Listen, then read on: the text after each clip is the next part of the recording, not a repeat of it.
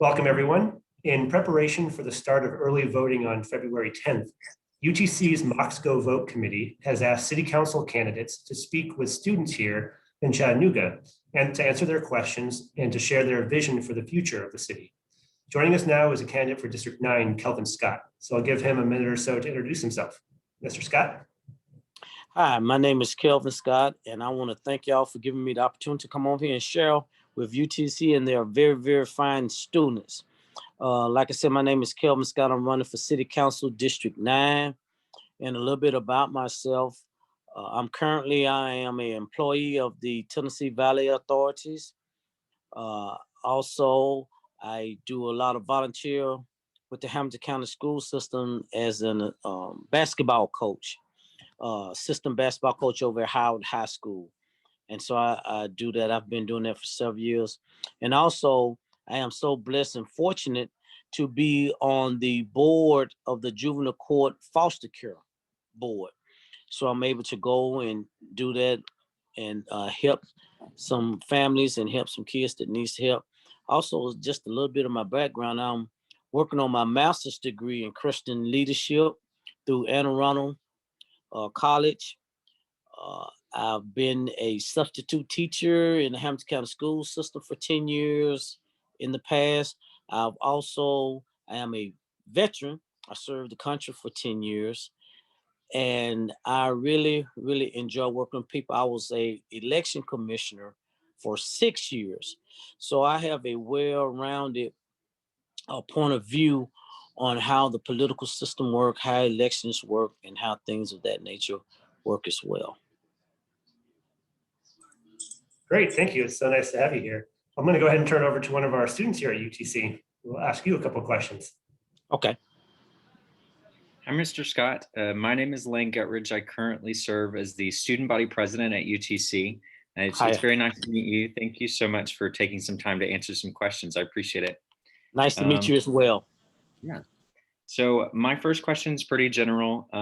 It is, if elected, what is the number one thing you'd like to accomplish?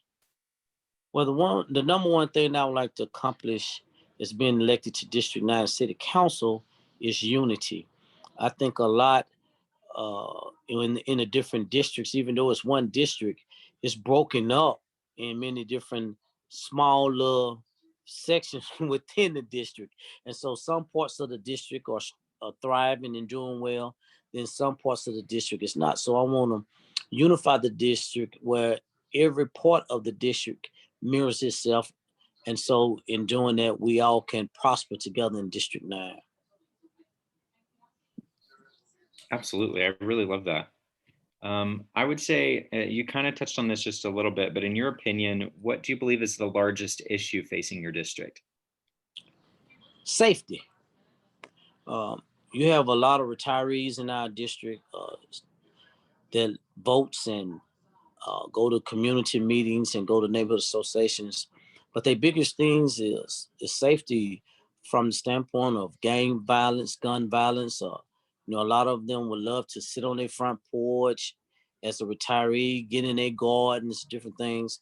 But a lot of things happens to prevent this with the gun violence and gang violence.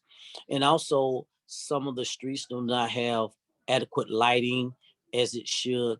So we want to work on those type of things, making it safe to where as a retiree or anybody can go sit on their front porch, drink some lemonade and, work in their garden or whatever they want to do in a safe environment that they have worked so hard to be able to retire and to be able to have and enjoy their homes inside and outside in a safely manner. Great, and I'll just follow up on that.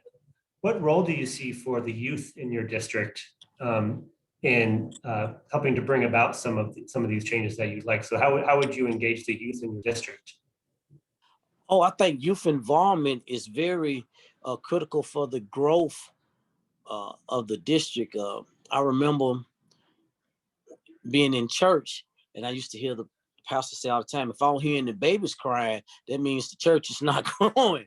And so I think in order to have an effective future, you have to implement and you have to have space for young people. you have to let them be who they are, be able to voice themselves, but at the same time, still provide leadership with them, structure with them to where they can be all they can be and feel comfortable to talk about any issue that they want to talk about and be a vital part in the decision making of the district. But at the same time, they need to know and learn about the past, how we got to where we are, who were some of the people that we're able now to stand on the backs of the things that they fought and did so we can be in a better position than where we are now. So I think that's a great opportunity, a teachable moment to teach history and to see how we can move forward towards the future and make sure that they're implemented through their actions and their voice. That's great. Thanks. Lane, do you have a follow-up question or another question? Yes, I actually do. So I really like what you just said about increasing involvement from the younger population. That's something that I've talked about at UTC in regards to student retention in Chattanooga and the surrounding areas, specifically after they finish up their bachelor's degrees. So my question is, in what ways do you believe you can serve the students in your district, specifically those from underrepresented populations, and increase their retention in the Chattanooga area? One, I think they need to be involved, believe it or not, in politics and local government. What has happened is for so long, we have people that have been in local governments a long time, and there's nothing wrong with that, but they have not adequately passed it on to the next generation. So when they go off the scene, it's a gap to where a hole has to be filled. So I would love to see young people get more involved in the government, local government process, politics, and get a great understanding as to how it affects their day-to-day life, what they can do, how they can implement their thoughts to really fully understand the political system to where they can integrate and keep on carrying the torch. So I would love to see a great mentorship program for that or any other facet that young people think is vital. But a hot thing right now is the local government and political system. Couldn't agree more.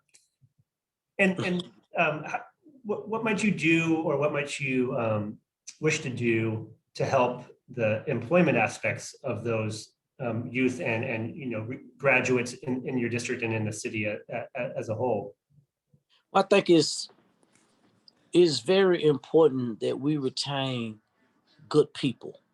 And what I mean, if you got people graduating from UTC that's the top of their class or they're excelling, we need to make sure that we have a system in place that they can cross over into where we can retain them in the Blue Cross, the TVAs, the Unum Providence. If they want to teach at UTC, we need to make sure that we have a system in place to catch them and to encourage them to want to stay and do that.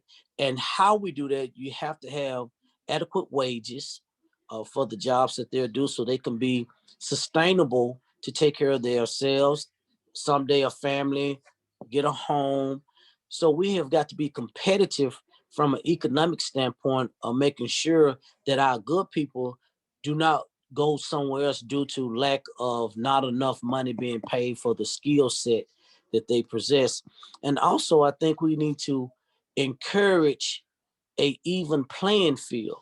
Some people leave because they feel like they don't fit in, or they feel like it's not conducive for what they're trying to do, or their voice can not get heard. So I think in that system process that we set up, that we want everyone to feel that they are important, their voice can and will be heard, and how they can make the city better, not just come in and get a job, make money, but how can you be a positive and major impact for the city going forward? Great. And Lane, do you have another question? Yeah, I do have just one more. So you mentioned that the number one thing you'd like to accomplish is unity across your district. And so I'm interested to know what are some other, maybe in some more detailed ways that you would go about pursuing that unity? Maybe some first steps. Well, I think first step is always communication. I think a lot of times you lack unity when the parties do not understand or respect the other person's point of view. I think one of the great things that we miss teachable moments on is that not understanding that we can agree to disagree, but setting those aside for the common good of the whole entire district moving forward, or whatever area you're representing. We have enough infighting. So I'm a person, I don't like to always hear what the problem is. I like hearing solutions. What are the solutions? What are we going to do to rectify? We hear the problems all the time. We know it like the back of our hand. We can close our eyes and recite it like yesterday. But I want to hear good, constructive ways that we can fix the problem. And so I'm a firm believer, if I'm elected, that it's not just left upon the elected official, but it has to be a total unified effort throughout the district where we are all working together, where everybody buys into the district. Whatever problems, everybody buys into it. And so that way, no one person can become this person sitting on the island making all the decisions, or someone feel left out. But if we collectively get together, resolve some home issue, housing, better jobs, how can we do that? What can we do to keep people to retain the jobs that they get? What kind of training? What would you like to see done with the rec centers that's in the neighborhood? What would you like to see done to help the failing schools that's in the district, even though city council is not in the education business per se, but there's still other things that you can do to help with that situation. So I think those key things, how can we build stronger families? That's a major thing. And so we have to first start by coming together and then start attacking these problems and coming up with real obtainable solutions. Thank you again. So Thank we you. are, of course, we are up against the time, but wondering if you want to make any kind of closing. I mean, that was a good answer. Any kind of closing statement you want to make, or message to our students and the youth out there? Yes, I would like to tell all the students that I'm proud of you, even though I may not physically know you, but I still want to let you know I'm proud of you. I'm proud of the interest that you have in the political scene and the job scene, economic development of the city. And I also want to thank your professor, who think it is so important to meet the different candidates, to get different perspectives and get different things, to be able to make sure you can make a real good decision on who you vote for, what steps you need to take to accomplish whatever it is you want to accomplish. And so every time I talk to someone or I do a forum, I always tell them what my campaign slogan is. And my campaign slogan is this: we can live, learn, and we can grow together. So Great thank you. way to end. Well, thank you so much for your time, and we wish you good luck. All right, thank you. And listen, you can reach out to me anytime, not just running for this, whether I win or lose. You have the liberty to reach out to me. And when we get back to some sense of normality, I would love to come in and actually meet and talk to the students and share whatever experience that I have with the local government since I've been here to do that. So I'm extending that invitation to you. Great. Thank you so much. All right. Thank you and have a blessed day. You too. Take care. All right.